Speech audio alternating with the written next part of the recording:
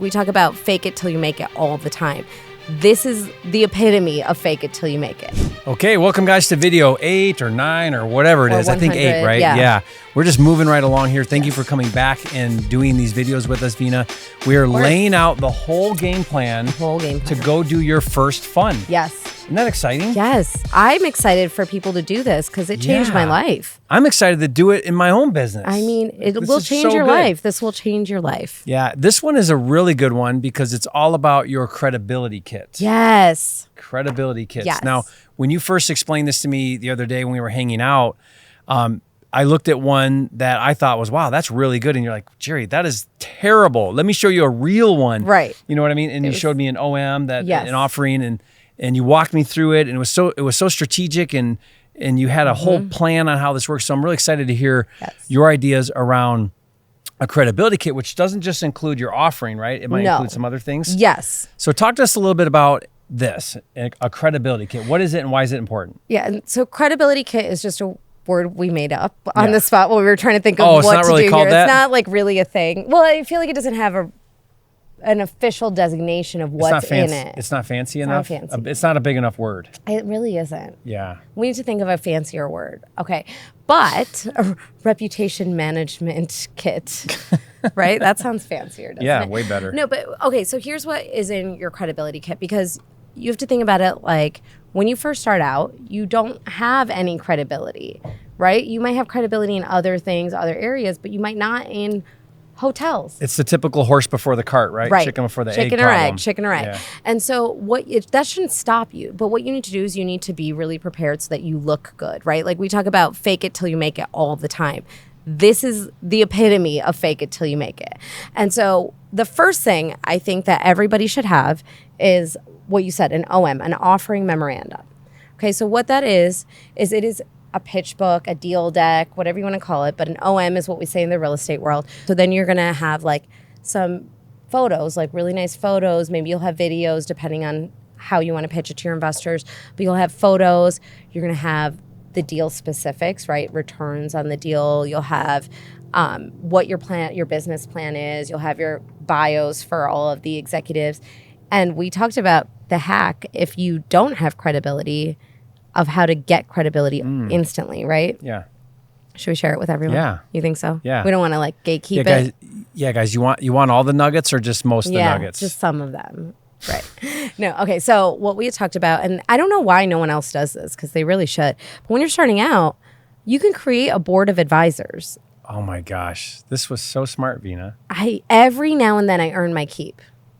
That alone right there is worth thousands. It's crazy that no one does this. Yeah, because my problem was, and I said this to you with my hotel deal, is like I'm doing my first hotel deal, so I don't have this big track record. I don't have a ton of experience. It's my first real legit fund. I mean, I've raised a ton of money, but not a real fund like we're doing. Yeah. Well, we're not going to say that in our elevator pitch, by the way. No, we don't say that. We're going to leave that out. In fact, it's between friends. We don't also. When I said to you, you said, "Tell me what you know about hotels," and I said, "I don't know. I'm figuring it out." You're like, "No, that's not what you say. Yes. You don't say I don't know." Yeah. And the reality is, I own a hotel.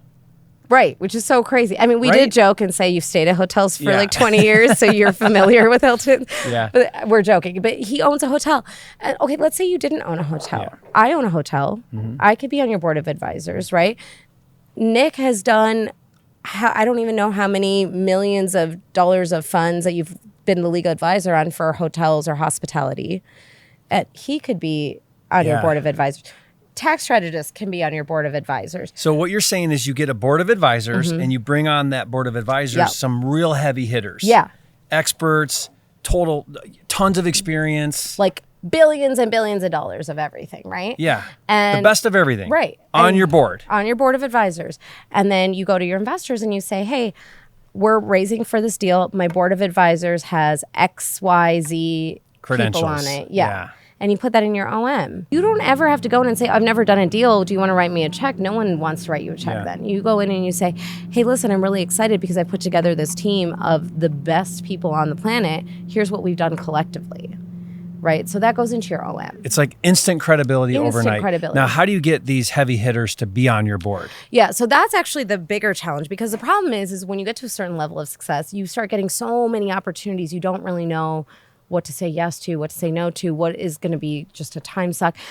So most of the time there will be either some kind of like a salary or a payment for consulting and or some kind of equity component. And it doesn't have to be much. It's not like you have to give away 50% of the deal. Though when you're first starting, you have to really think about it. Again, do you want a whole grape or you want a slice of watermelon? Yeah. Did you guys catch that in the previous video? Say that again. I love that analogy. Do you want to have a whole grape, like one grape, or do you want a slice of a watermelon? So like 100% of something tiny or 10% of something giant? Big. Yeah. Right. And that's the thing is if you know and understand what your personal goals are, you can then make different moves. Like I've had somebody who came to me, they wanted me to partner with them on a multifamily deal and they're just getting started. So they need a lot of help and they needed a lot of hand holding.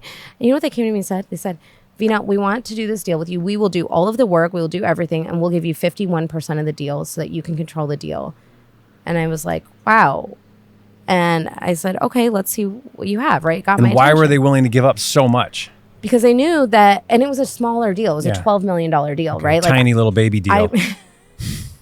I wouldn't look at a $12 million deal today, really, because the time is not wow, worth imagine that, you guys. $12 million deal is not worth your time. No. But at one point, that was the biggest deal ever. I mean, yeah. There was a point where I was like, I'll never buy a deal that big. That's crazy. Yeah. But isn't it the power of just starting where you're at and moving forward all the time, growing? I mean, now, we're under contract right now on a $130 million deal. $130 million deal. So it gets one more zero. Yeah. Think bigger, everybody. Exactly. Right? Like, why isn't it a $1.2 billion deal, though? Yeah. That's the real question we should be asking. More zeros. It's just one more zero. You'll get there. Might as well. I mean, yeah, eventually. But that's the thing, right? So they came to me and they said, we want to buy this $12 million deal. We know it's not a deal you would normally look at.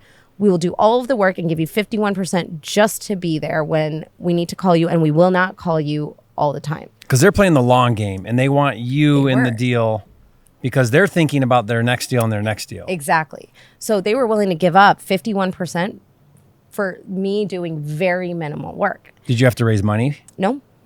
No, I told him, I was like, I don't raise money for other people's deals and I won't put my name on anything that I cannot have control of, especially if things are going sideways, because I need to have control then. And I mean, realistically, in their position, why wouldn't they want me to have control over it if things are going sideways, right? Who better than someone that knows what to do? Right, but I'd be really upset if I had to take control over it because I don't want to spend my time there. And so that's why it's really interesting when you get to a certain level of success, like these deals, it sounds crazy, but it's too small. Mm-hmm. Because if I have to divert even 1 hour a week to that, I'm losing so much money doing the other things. My opportunity cost is too high. Yeah. But they approached me with this attitude.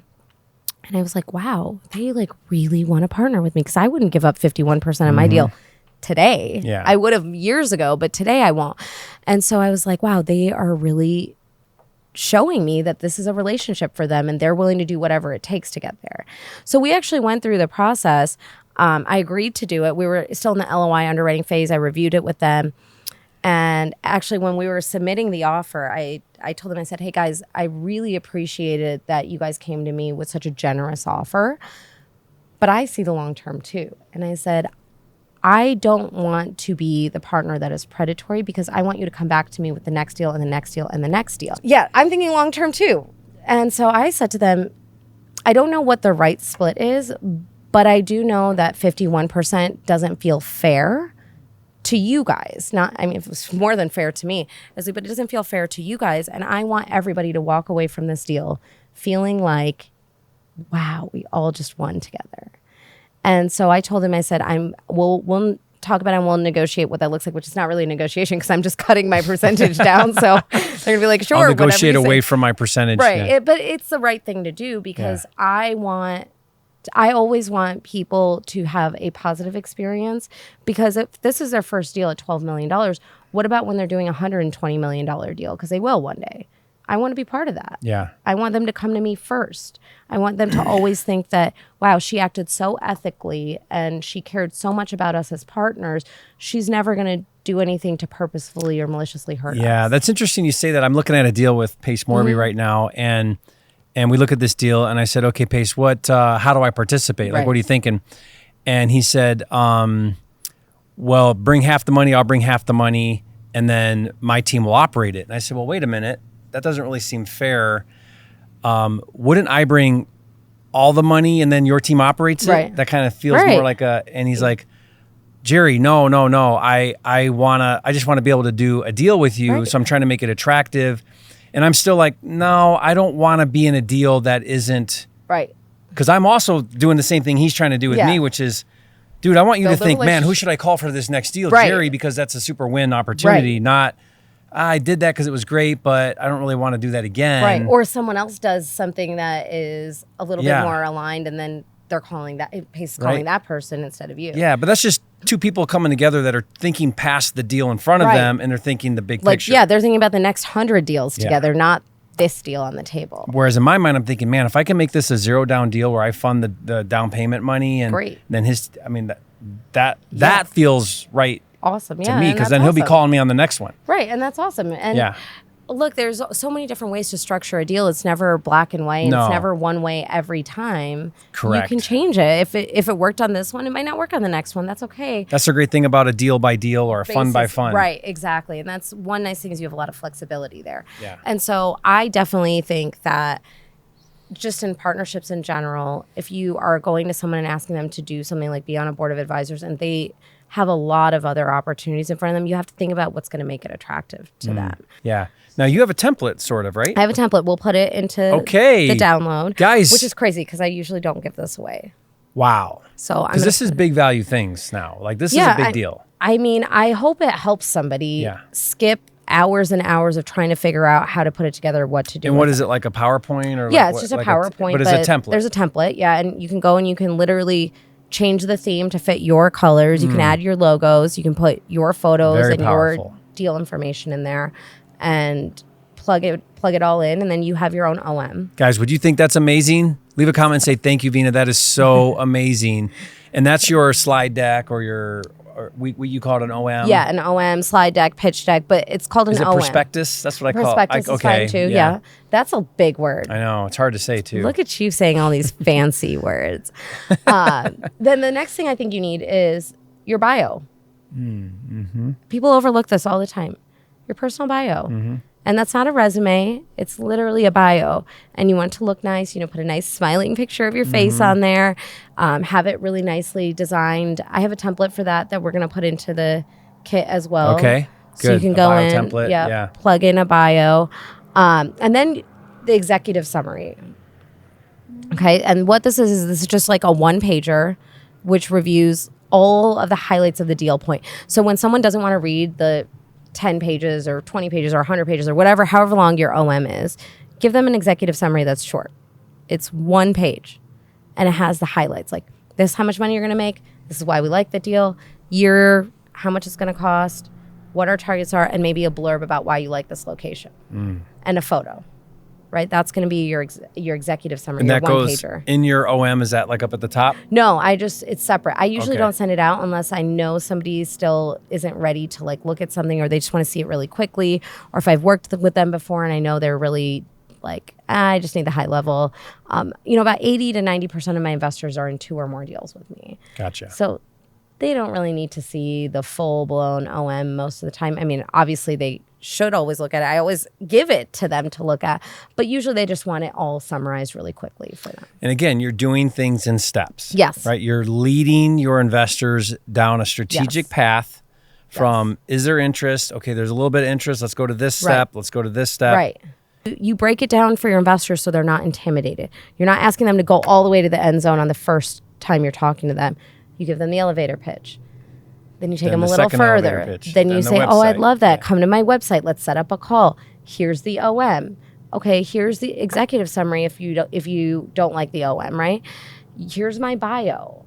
These are all things that you're doing to condition your investor to understand what the next step is so that they can take that next step forward. That's fantastic. Awesome. So guys, leave a comment and say thank you, Veena, for the credibility kit. That's going to be included in the overall fund kit that Veena's put together that we're giving away for free. There's a link in the description for that. Thank you again for that, Veena. And guys, be sure to stay tuned to these videos. Make sure you're subscribed to the playlist and you're watching these videos, and we'll see you on the next video. I guess I should